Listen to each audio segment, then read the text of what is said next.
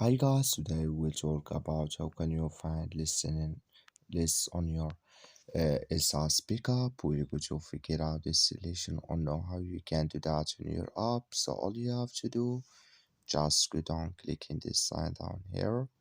So then it's going to take you to this list here. Then all you have to do, just go above this list here. Then you just swipe like this.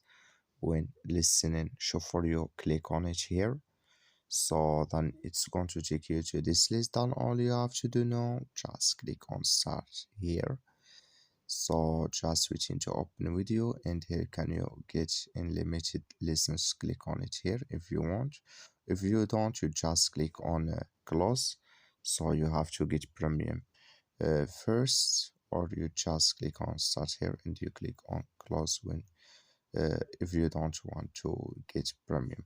That's all. Thank you for watching. Don't forget to support us by liking.